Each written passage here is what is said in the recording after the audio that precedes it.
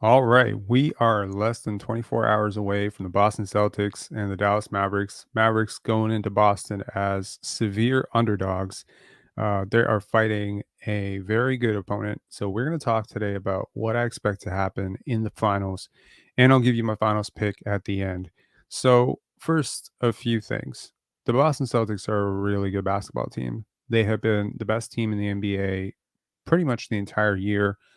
um, they feature one of the most dominant starting fives that I've ever seen in my life. They are a deep team.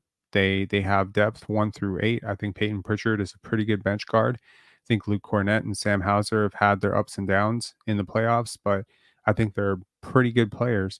And I do think that the Dallas Mavericks have not really faced a team as good as Boston. And the same can be said for Boston. We have not seen Boston challenged at all in the playoffs. They faced the Miami Heat in the first round, and it was a bit of a rematch of last year's finals. But without Jimmy Butler, it just wasn't the same thing. They were missing Terry Rozier. Then they faced off against the Cleveland Cavaliers. They got a little bit of a scare. Both rounds, they got a bit of a scare early on, and people were like, "Oh," but when you were looking at the lines, those were not supposed to be competitive series. Those are not supposed to be competitive games at all, right? I believe the Boston Celtics versus the Cleveland Cavaliers. I think it was like one of the games was I think to cover it was plus 13. This is not a competitive series. Vegas did not expect it to be a competitive series. And then they weren't. They won both their first round games 4-1, 4-1. And then they go and they swept Indiana, not without some near heart attacks, not without Indiana choking up some pretty big leads and some pretty monstrous fourth quarter performances. But, it's been comfortable. The Boston Celtics have lost a grand total of 2 games since the playoffs started. That is impressive, regardless of who you're facing up against. Um, and then, of course, they've done it all year. They had a net rating of 11.6. 11.6. So they led the NBA in net rating last year as well. But it wasn't anything close to this. So, yeah, there's some feeling of fatigue with Jason Tatum, Jalen Brown, where we say, hey, we've seen this group before. We've seen this group fail before. And we're not completely factoring in for just how good a player Drew Holiday is relative to the player that went out. Marcus Smart versus Drew Holiday, no comparison in my mind. Drew is the better player, right? And then Kristaps Porzingis. I mean, Kristaps Porzingis versus Rob Williams and Grant Williams, like, we're not even talking about the same stratosphere of player. So there's going to be a lot of things that are going to favor the Celtics, and I think talent is one of them. Depth is another thing. Then you got to talk about defense, right? The defensive versatility that you have with having 5+ defenders on the court at all times, because that's really what the Boston Celtics have. Now, Luka went up against Lou Dort. Luka went up against Jaden McDaniels in the past 2 rounds, right? Jaden McDaniels kind of trapped him in jail a little bit. Lou Dort, I think a lot of people thought that Lou Dort was successful against Luka, largely because Luka was injured. But I've watched Lou Dort against Luka. He didn't really bother him too much. And I think that in Jason Tatum and Jalen Brown, you have the most optimal wing guard rotation to really slow down Luka Doncic, right? So I think that they're both going to get chances on him. I think Jalen Brown's going to be the primary matchup. If what we saw during the regular season is any indication of what is going to happen in the series, we're probably going to see Jalen Brown, and then Jason Tatum is going to be in the back line of the defense, helping out Kristaps Porzingis. I'm expecting Kristaps Porzingis to start this series out on PJ Washington. And really, the whole thing with PJ Washington, I know a lot of people lost their minds 2 rounds ago because PJ Washington is putting up like 40 points, or sorry, was putting up nearly 30 points every couple of games, and people were like, "Oh my God, we've been sleeping on this guy. He's amazing. He's Klay Thompson." And I said it back then. No, he's not, and he's a role player. He is a role player, and Boston is going to have to dare him to score, and they're going to have to put a guy like Kristaps Porzingis, and if he's hitting, then maybe KP is going to go out a little bit more. And if he's not hitting, if he's cold, and they're going to force him away from his spots and maybe run him off the line a little bit, well, then KP doesn't have to do shit. KP can sag in the paint and help on Luka and Kyrie drives. And so turning Luka and Kyrie into jump shooters is going to be a really big part of this strategy here. They're obviously very tough shot makers. So, okay. Now, in terms of the history is on the Boston side. Okay. So Boston is the number one team in the league all year in terms of net rating. They were last year as well. And last year, quite frankly, I don't know. You can make a case they were about to become the first team to come back from 3-0 against the Heat. You could also make a case that a real championship contender wouldn't be down 0-3 against the Heat. You can say both, right? The Heat got some crazy shooting from Max Strus last year. They got some crazy shooting from Caleb Martin. I mean, flukes are flukes, right? And when those shooters cool down, man, it's like the Boston Celtics were really, really close to coming back. And then Jason Tatum got hurt in game 7, and I didn't hear the end of it. But honestly, the team that can come back to almost win a series after being down 0-3 should not be messed with. And a team that has led the league in net rating year after year for the last 2 years should not be messed with and should not be slept on. So I'm not doubting the fact that the Boston Celtics are a really good team. They are a really good team. It's really hard to poke holes at this team and say, well, this is what they're weak at. If there is a weakness, you could say, let's talk about a few weaknesses. Number one is their pick and roll defense. I don't think the pick and roll defense is the greatest. Number two, I think sometimes a lot of people have accused this team of being immature, playing down to their competition, not having killer instinct, maybe not sensing the moment, playing around with their food, if you will. So I think that those things are true. They are fair charges. The fact that Jason Tatum settles for too many jumpers. I think another weakness that you can make is their star player, Jason Tatum, may not be a prototypical top 5 player, even though he made an All NBA team this year. I'd be hard pressed to find even one NBA analyst that would consider him one of the 5 best players in the NBA. If anything, you're going to see him as like a top 7, top 8 player. And most of that is being, basically because he's such a well rounded player and because he plays defense. So what's wrong with Jason Tatum? Why isn't Jason Tatum on the same level of Luca and Shea and whatever? And I think right now it just comes down to shot making. A lot of his shots are just not going down off the dribble, off the catch. He just hasn't been shooting well, but he's been doing a lot of other things. He's been defending, he's been rebounding. He's basically hustling his butt off. He is one of the most versatile defenders in the NBA, and he is a very underrated passer. So I think that overall, the case for the Boston Celtics is, hey, this is a team that has proven it all year. This is a team that has been winning most games by double-digit margins. Um, this is a team basically won the last 2 rounds without, in my opinion, their third or fourth best player in Kristaps Porzingis without missing a beat. They're getting him back. They might be the better rested team. They didn't have to go through the slugfest of Minnesota. They didn't have to quite go through the slugfest that Dallas went through against OKC, where they got beat up and down the court. The Mavericks, however, on the other hand, are the much more battle-tested team. You play who's in front of you. You can't fault the Celtics for playing who they were matched up against. That's the East. That's where they're located geographically. But the Dallas Mavericks have shown a lot. They have beat a lot of teams. And as much as, their sub top 10 net rating on the year would have you pausing and saying, hey, that doesn't look like an NBA champion to me. Because if you look at the history of the league, you can go back 15, 20 years. I cannot remember a single team in the last 30 years finishing outside of the top 10 in net rating and winning a championship. I think the Raptors were third. Most of the Golden State Warriors teams were either first or third. I think the last time the Dallas Mavericks, when they won it in 2011, they were eighth. So again, top 10, like that's like finishing outside of there. But since they traded for PJ Washington and Daniel Gafford, they have been top 10. They've actually been top 5. And in the playoffs, they're only getting better. And I think one of the reasons that they're getting better is because of Derek Lively. Again, rookies accelerate faster than any other type of player in the league if they're good ones, right?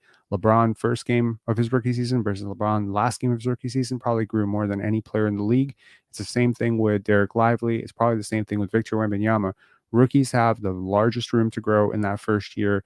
And I think Derek Lively has ascended to a level of defender that I did not think he would ever become. And he's become it in his rookie season. Now, I was high on Derek Lively. I wasn't this high on Derek Lively. Right now, the way he's playing, he should have been a top 4 pick last year. He really should have, because the way he is impacting defense. And I think a lot of that comes down to his work with Tyson Chandler, who was a member of the last Dallas Mavericks championship team. I think a part of that is just buying into his role. A part of that is just the vision and the intelligence and, the scheming and just overall film study that I'm sure is going into his preparation, his maturity, the fact that he is doing this while, grieving the loss of his mother. I mean, again, every single video that I talk about Derek Lively, there's always a 1-minute sidebar about how much I love this kid. And it's because he is just so smart, but he is also so impactful on switches, right? So Daniel Gafford's drop big. right? Maxi Kleber is a massive X factor in this series because Maxi Kleber and Derek Lively can actually switch. And when you have bigs who can switch and drop, like okay, so you have Kleber who can switch, but he's maybe not the best rim protector. And you have Gafford who can drop, but he's not the best switch big. Well, Lively's both. He can do both, right? Lively's an awesome rim protector. His rim percentages are amazing. But then when he switched out to a guard in the playoffs, I think he's at 14 possessions and he's allowing 36% shooting. He's been awesome. He's been awesome in those settings. And so when I look at the total package, it's really hard for me to say, well, the Dallas Mavericks should be favored. This is crazy. Vegas is wrong. No, the Boston Celtics should be favored. They should be favored to win this series, and I think there's a really good reason why. Number one, the experience. That group, I mean, barring the fact that they have introduced two new elements to that group, but that group with, Derek White, Jalen Brown, Jason Tatum, Joe Mazzulla, like that core group has had like multiple runs together, right? This Dallas Mavericks team has only been together for about 5 months in its current form. Even if you consider Luka and Kyrie, it's still like about a year and a half, right? They don't have that long history, right? So you can say that doesn't mean anything. Hey, whatever. It does. Continuity is a huge part of who wins championships and who doesn't. Most of the arguments I see against the Boston Celtics are mainly, well, look at this other time they failed and look at this other time they failed. Well, players grow, right? The same thing I said about Derek Lively being a much better player than he is today than he was at the start of the season. And therefore, the Celtics having this completely new player on their roster relative to who he was earlier when he wasn't really playing that much. Well, I mean, the same thing could be said for Jalen Brown and Jason Tatum too, can it? Right? I mean, this is a team that's been knocking on the door since Jason Tatum's rookie season when they went to the Eastern Conference Finals and went to a Game 7 against LeBron, right? And a lot of people were like, "Hey, you did that without Kyrie, you did that without Gordon Hayward. With those guys, you should be winning championships." And then they came out and they didn't win championships. And then Gordon Hayward was gone, and Kyrie Irving was gone, and Jason Tatum and Jalen Brown, they're just sitting there with Marcus Smart and they're getting to the finals, they're getting to the East Finals, they're getting to the finals, they're getting to the East Finals, and they're getting bounce, bounce, bounce, bounce. And at some point, you start to look at them like the Atlanta Hawks under, Mike Budenholzer, like, hey, we get it. You can do it in the regular season, but show me in the playoffs, right? And it's almost like at this point, this team has to win a championship just to break even, because there's all these people that have labeled these guys as next up, and then when they didn't show up for like 4 years, but it's like maybe their big mistake was arriving too soon, right? Because if they don't make the finals or they don't make the Eastern Conference Finals when they did, then they're right on track. There are a lot of teams in NBA history. LeBron's Cavs are a good example. Even the Miami Heat, the Heatles, they didn't win it in their first year together, and they were a damn near super team, right? They didn't win it in the first year. They had to lose one. They won two, and then they lost another one. So losing in the finals should not be something that is thrown against the Boston Celtics. I mean, they got there. They got to the East Finals. They are a 64 win team. They are one of the only teams. They're one of 9 teams in NBA history since 1980 who've managed to lose fewer than 20 games since training camp. That's crazy, right? Think about it. They've lost fewer than 20 games. I mean, since the last playoffs. That's crazy. Like, this is a team that has been dominant all year. So it is very hard to say they are not deserving of the championship, championship expectations that have been put onto them. And I think that if you're going to make a case against them, you have to start with what the Dallas Mavericks do well versus what they don't. And I think one of the arguments for the Mavericks is they have the best player. Typically, there's this old adage that, hey, if you have the best player, that's who's going to win the series.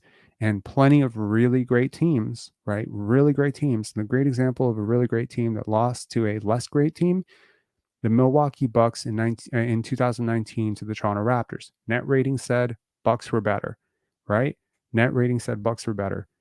But who won, right? LeBron's Cavaliers against the 73 win Warriors. Net rating said Warriors were better. Who won? LeBron, right? LeBron was the best player in that series, and Kawhi was the best player in that Bucks series.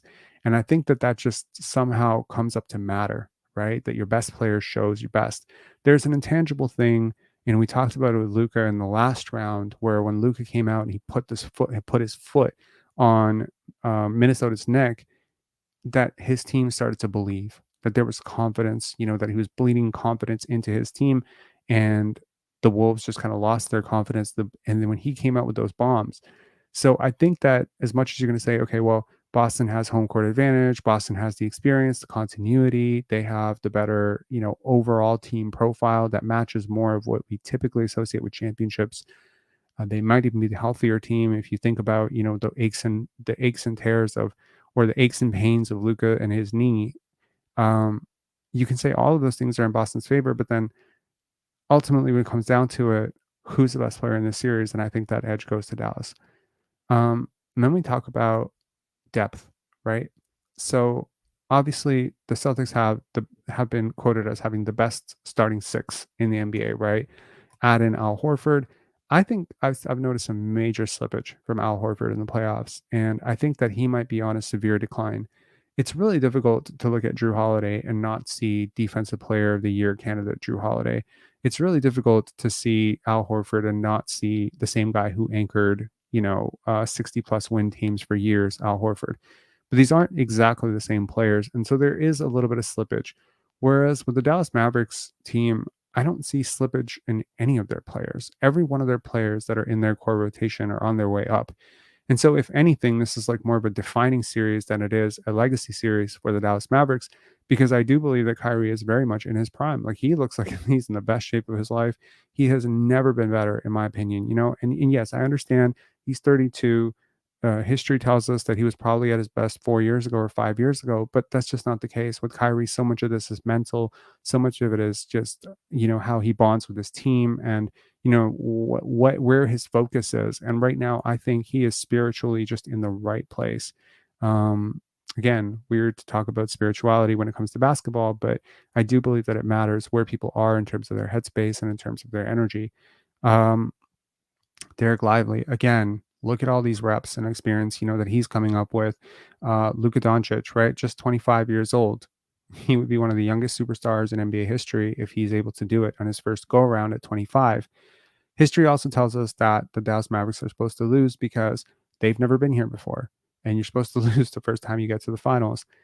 But I'm telling you that this Luka thing, it's different, right? Luka might not just be the best player in this series, he might actually be the best player in this league. And what he is able to do to a defense is absolutely insane. I think that he's going to be comfortable against Jaylen Brown. Like, as much as people want to theorize and pontificate on how good a defensive job that the Boston Celtics can do on Luka, I'm telling you, it's really hard to double this guy. You're not going to be able to double him. So the only way that the Celtics are going to stop Luka is by basically abandoning all their other assignments and focusing on stopping Luka. Because if they do that, if they start doing what we saw Minnesota do in the second half or in the second quarter of Game 5, where they start blitzing him at the top, well then, yeah, you're going to defer some of that responsibility to beat you to guys like PJ Washington and guys like Derek Jones. Okay. And in which case, you're going to live and die with those results. And maybe that game plan will work, or maybe it won't, right? We don't know that. What we do know is that Luka is not going to get stopped one-on-one in this series by anybody. The very fact that you have a player who cannot be stopped one-on-one, um, okay, let me backtrack for a sec. There is another thing that favors the Celtics, and that is that Luka is a pretty bad defender. I know there's been a lot of talk about him being a much better defender in the playoffs, and I agree with that. He's tried to take some really awkward charges. He's swiped at the ball a little bit. He's gotten a few steals. He's still a bad defender. He's still a defender you have to scheme against, and you do have to hide him. And again, in the previous rounds, there have been guys where maybe there's like one guy that you can kind of ignore, that's not going to kill you on offense. But with the Boston Celtics, it feels like there isn't really someone that you can just completely ignore on offense. Do you know what I mean? Like, you can't completely ignore Drew Holiday. You can't completely ignore Derek White. You can't completely ignore Jaylen Brown.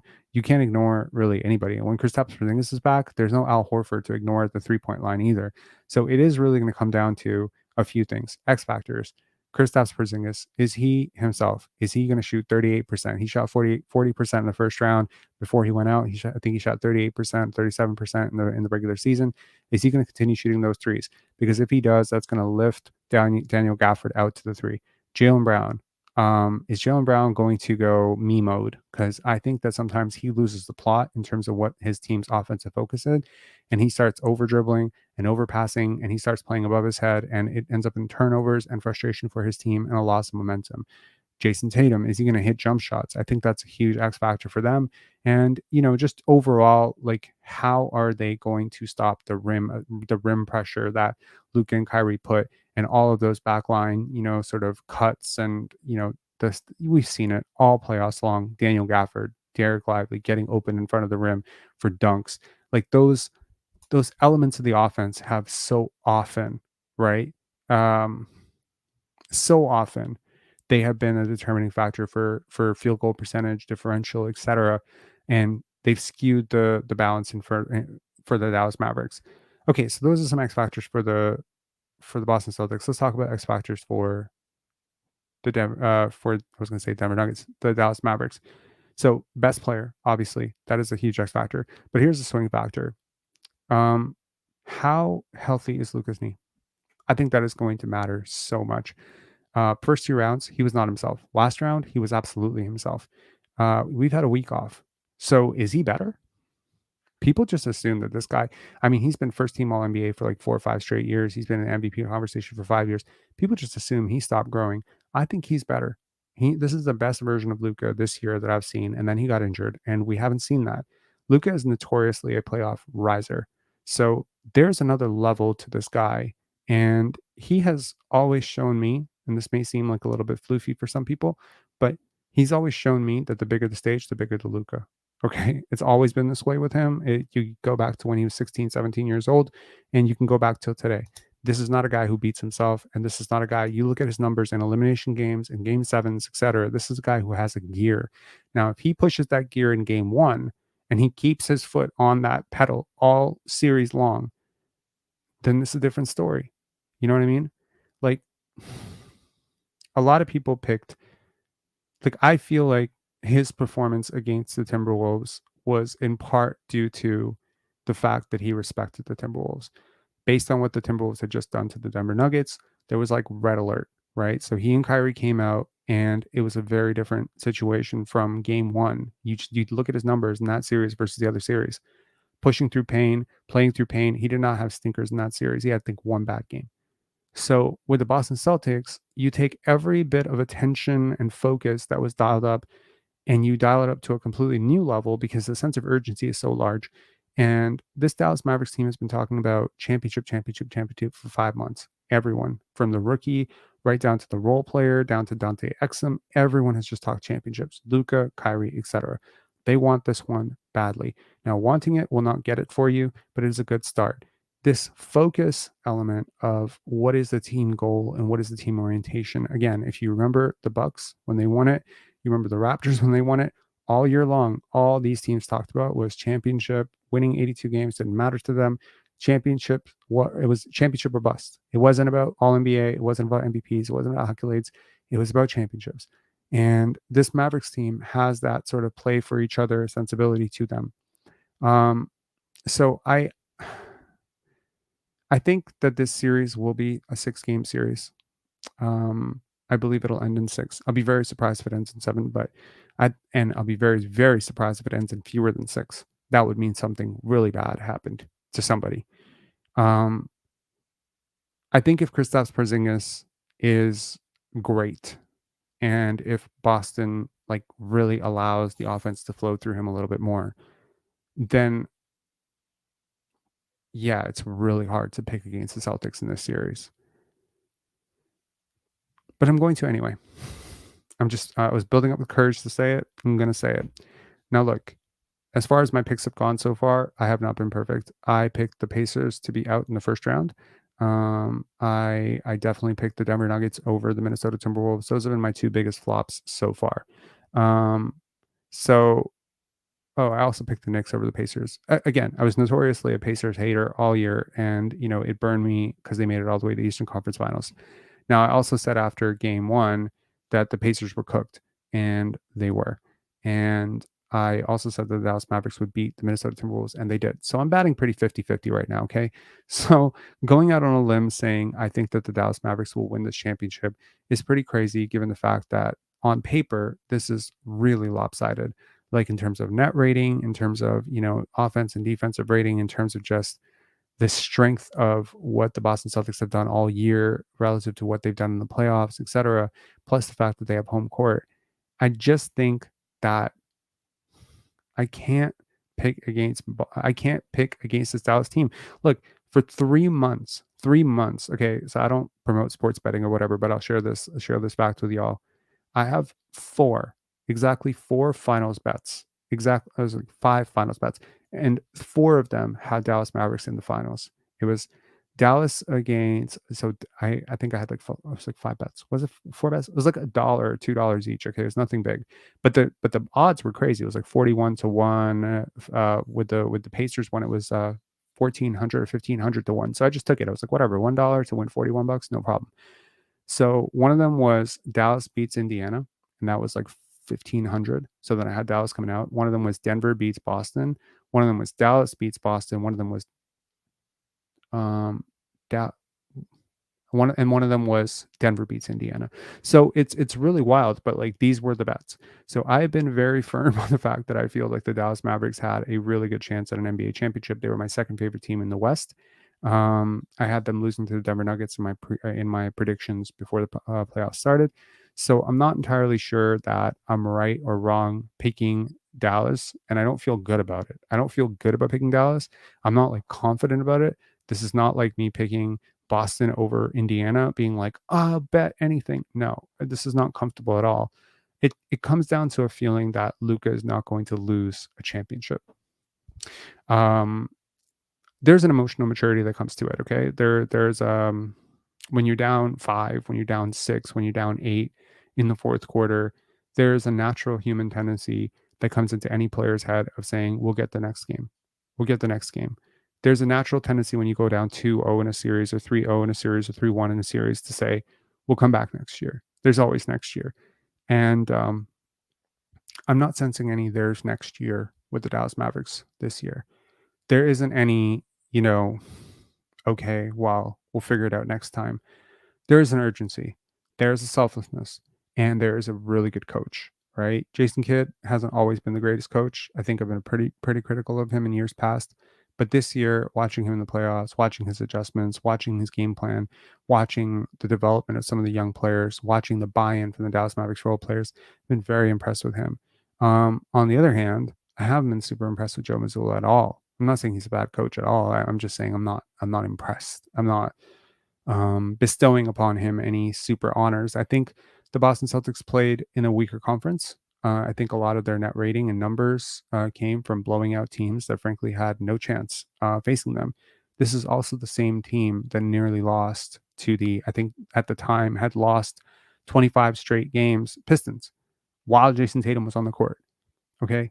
This is also the same team that blew out the Dallas Mavericks by 28 points in the regular season. I understand they're a Jekyll and Hyde team, but the problem is that, everyone is saying, hey, yeah, this is a team that plays down to their competition, but hey, they're going to play up to their competition because they respect the Dallas Mavericks.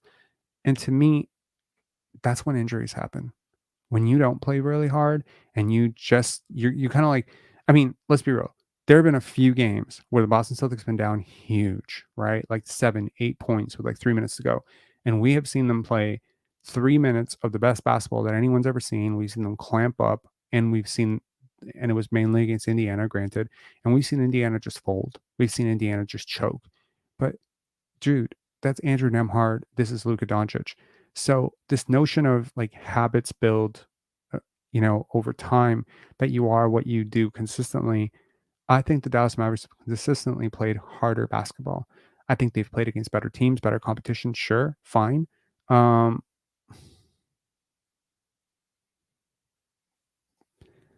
do you know how many teams with a 61% winning percentage have won the championship in the last 30 years? One team, Houston Rockets, 94-95. This will be a hard road. Believe it or not, I actually do know that. So the Houston Rockets, 94-95, were defending champions, so worth noting. And they were also aging. That's also worth noting. Hakeem was on the wrong side of 30 at that point, and a lot of their team was getting older. So that was kind of like a last hurrah for that core. And they finished with the 10th net rating in in the Western Conference. No, sorry, in the league. So yes, you are right. Uh, the Dallas Mavericks are 14th on the season, but they're fifth since the trade deadline. You can say trade deadline's only like 32 game sample. That's not a lot, but they've been really good in the playoffs too. So you can just say, hey, there's accumulation of factors that are making the Dallas Mavericks much better than the numbers would suggest. I think one of those factors is obviously Daniel Gafford and PJ Washington. I think another one of those factors is Luke and Kyrie getting more comfortable with each other and playing together and building together. I think the other factor is, of course, Derek Lively's growth, right? As a player, I just think okay, let me put it this way: the best version of the of the best version of the Boston Celtics is better than the best version of the Dallas Mavericks. Agree or disagree? Agree. But I will bet that the best version of the Dallas Mavericks is far more likely to show up on a night to night basis. Does that make sense? I don't trust the Boston Celtics. I like the Boston Celtics. I do. I'm one of the few people probably in the world outside of Boston that likes the Boston Celtics. I like Jason Tatum. You have never seen me take a dig at Jason Tatum in this entire channel's history. When people are talking shit about him, I always defend him. And I always have, and I probably always will. I like Jason Tatum. I love Drew Holiday. I love Derek White. If the Raptors could trade for Drew Holiday and Derek White, I would be all over it. I would trade multiple firsts, many, many firsts to get those two guys. I think they're amazing. I like Al Horford a lot. I like Kristaps Porzingis. I mean, I love Jalen Brown. He plays chess and he's like probably the smartest player in the NBA. Dude, I love this team. And I also like quirky Joe Mazzulla. Okay. I just happen to think that the Dallas Mavericks are in a tough moment, the better team. They're the team that they have more in common. They have less in common with. Okay, so the Celtics on paper have more in common with every NBA champion in past history. When you look at their net rating, it is actually close to um, their net rating differential versus their second team. I think the last time this was this lopsided, it was probably the 97 Bulls or um, the 2017, 2018 Warriors or 2016 Warriors. One of those Warriors teams was like head and shoulders above the rest. So on paper, yes, I agree. You know, it's going to be really, really hard to beat a team that's considered this good, right? Strong chance if if the Mavs win, Kyrie could be the underrated MVP. I don't think so. I think it's going to be Luka's MVP to lose, and I think Kyrie would want it that way. To be honest with you, and that's what I like about these two guys. Right in the first round, when Luka was playing really poorly against the Clippers, he said, "I feel like I let Kyrie down." Right, and there has been certain sentiment when Kyrie's having a poor game or whatever that, oh, I got to do it for my teammates. I got to do it for Luka, right? So this is the way great teams play. Great teams play for each other, in my opinion, right?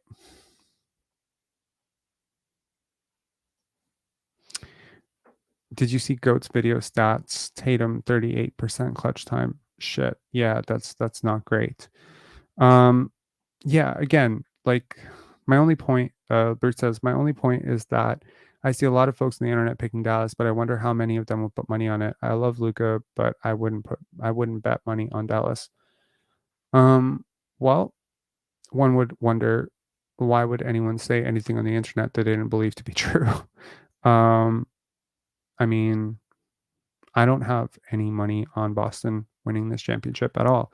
And if I had $100 to bet, which I don't, because I don't really want to bet or support sports betting, but if I did, I would probably put it on Dallas. Yeah. Again, it's not about, necessarily putting your money where your mouth is, et cetera, et cetera. I just don't understand what you would possibly gain from picking a team to win that you didn't actually believe to win, right? And that makes sense. If you believe that the Celtics were going to win, interesting takes bring more eyes. Oh, okay. So you think that people are picking Dallas for clickbait, basically, right? That's interesting. Look, it's not as far fetched as you might think. Again, teams get better at the trade deadline every year. Very few teams have gotten as much better as the Dallas Mavericks did after adding Gafford. And again, when there's a strong rookie component, when that rookie gets better and better throughout the year, I just don't think like if this Dallas Mavericks team faced off against the Dallas Mavericks team that we had in the regular season, like in the sorry at the start of preseason, if those two teams faced each other, so that Dallas Mavericks team with Grant Williams and this Dallas Mavericks team would kill that team. Like, no questions asked. They would kill that team. Growth can happen throughout the year a lot. Chemistry can happen throughout the year. So that's why that's always the fallacy of relying on regular season statistics when it comes to playoffs, right? Is you want to say, hey, they won this many games, they're not that good. But you know how many people have picked the Dallas Mavericks to lose in almost every single round? There were people picking against them against Clippers. There were people who were definitively picking against them against OKC. I think most of the world picked them to lose against Minnesota. They nearly swept Minnesota. They were 4-0 in games that Derek Lively played. So, okay, either you can be one of those people that says, okay, the Dallas Mavericks are really lucky. They're just getting really fluky shooting performances, and Luka's doing crazy stuff, and Kyrie's hitting fluky shots, and PJ Washington's hitting fluky shots, and Derek Lively's playing above his head. Or you could just accept that people have been underrating this team all year. They've been underrating this team all year because they don't really understand what makes basketball work. You know, it does matter that you have the best player, and I think it's okay. So here's a wild take. It's actually possible the Dallas Mavericks have the two best players in the series. It's possible. Now, I'm not committed to the idea that Kyrie Irving's a better player than Jason Tatum. In fact, if they swapped places, I think I'd feel even more comfortable about the Dallas Mavericks winning because their defense would be so much better. But that being said, Kyrie in a 7-game series can catch fire. Like, especially when you consider what's on the line, when you consider the stakes, when you consider, the pressure. Where does the pressure lie, right? And how do teams respond to adversity? I've seen the Dallas Mavericks respond to adversity time and time again. They lose a game, they have a tough performance, they come out next game and they kill. This is a team that really channels adversity well. That speaks to their coaching staff. That speaks to their star player. That speaks to who Luka is. That also speaks to who Kyrie is. Like, this is a team that really channels adversity really well. Like, they're a team that bounces back after a tough loss, or Luka is the type of player that bounces back after a really tough game. How is Kyrie going to respond to being booed for like the loudest boos of his life? I think he's going to respond really well. Just my totally personal take. I think that moment is going to help him. Okay. And I'm not sure that all of that commotion is going to help the Boston Celtics. Again, it could. I could be wrong. I could be an idiot. And maybe in 2 weeks, I'm sitting back looking at this video saying, man, I really wish I had picked the Celtics. The numbers are right there. And again, all of this is rhetoric. All of this is, it's based on the past. But everything we talk about is based on the past, right? Even if you want to talk about what Luca did last week, it's based on the past, right? So again, moments matter. You know, how you respond emotionally to adversity matters. How you respond to being booed, how you respond to being down 15, how you respond to being down 0-2. These things matter. And I think it really shows me. I think one of the things that makes me really bullish about the Dallas Mavericks is every single time they've been in an uncomfortable position as a team, they haven't really turned on each other. There has been no finger pointing.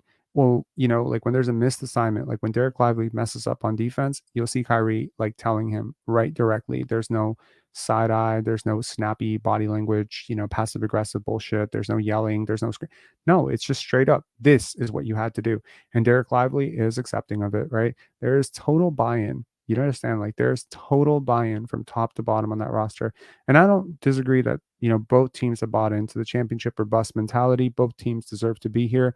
I picked the Boston Celtics to get to the Eastern Conference Finals like everybody else. I wasn't one of those people who was like, no, the Knicks are going to win. No, I had Boston making it to the Eastern Conference Finals. I think into the NBA Finals pretty much in preseason. I was like, no one is beating this team ever. And I remember having a debate with somebody about how the Bucks would be better, like Damian Lillard and the Bucks, and I was just like, bro, you don't even understand Drew Holiday being so good. So I remember my take on this very, very well. Okay. I do think that the Boston Celtics are incredible.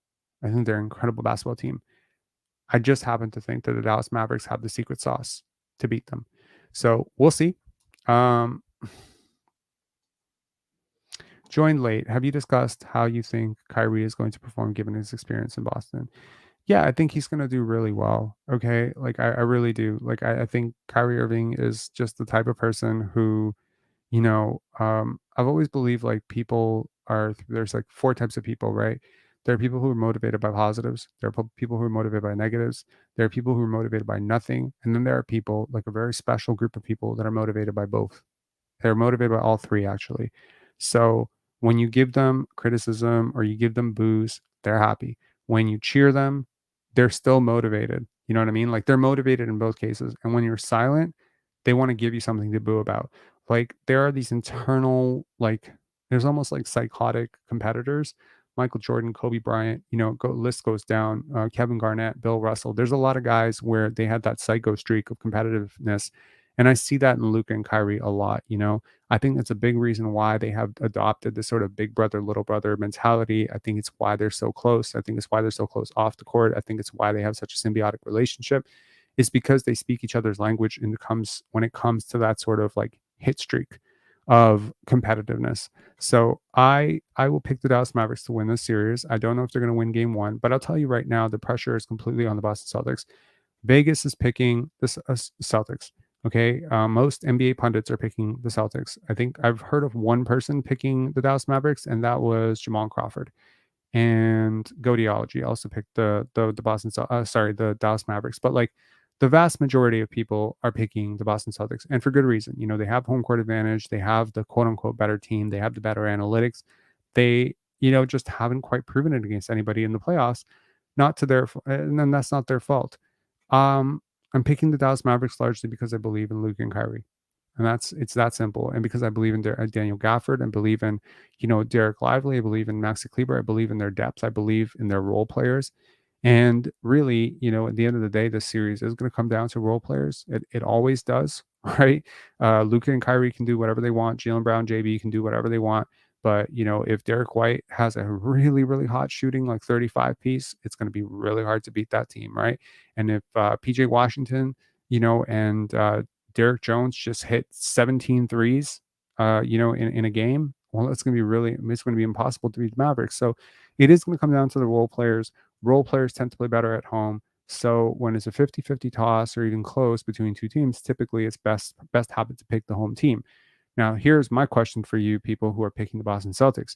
Are you comfortable betting any amount of money that the Boston Celtics will be up 2-0 after two games? Because if they're not up 2-0 after two games, as we know, they have a tendency to play around with their food, get behind in series, let teams come back in game twos, etc.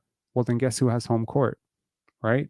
So, bleeding green Betty. Okay, well, I mean, let me guess what team you're rooting for. Okay, Luke and Kyrie cannot defend. Fair criticism, one that I've heard a lot, right? Um, there's a reason Celtics have beaten Mavs 4 in a row. Yeah, all of that goes out the window. You haven't faced this Mavericks team. You faced this Mavericks team after the deadline once, and I don't think they were anywhere near this.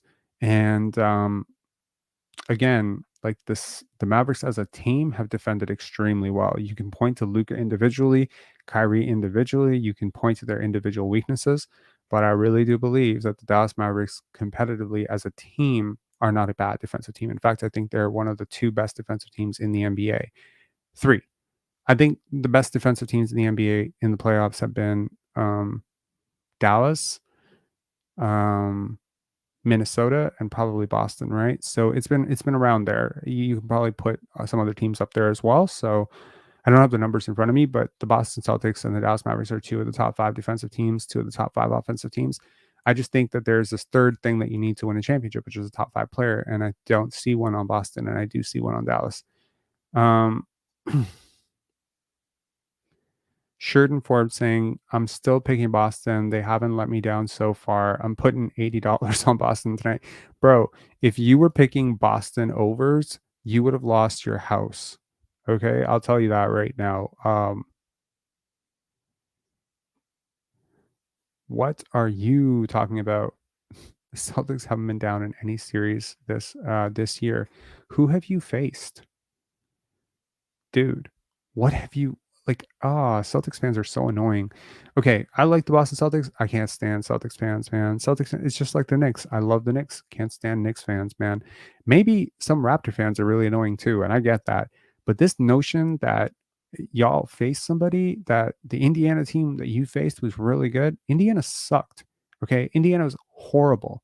It's a horrible team. You faced three really bad teams to get here, and now you're about to face um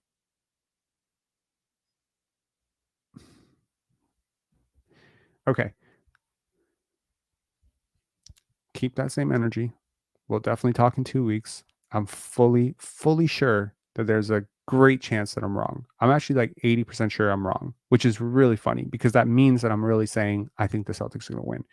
No, there's a rational part of me that thinks the Celtics are going to win, but the emotional part of me that I'm choosing to trust right now is saying Dallas in 6. So we'll see who's right and who's wrong.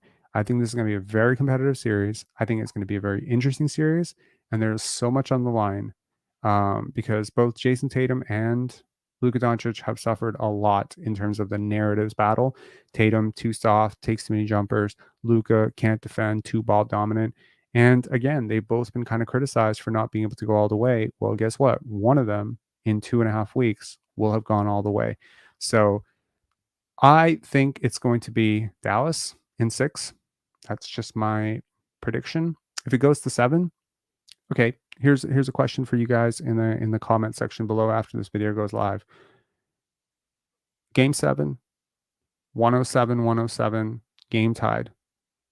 Which player on the court do you trust the most to make that final play? Let me know. All right, peace, guys.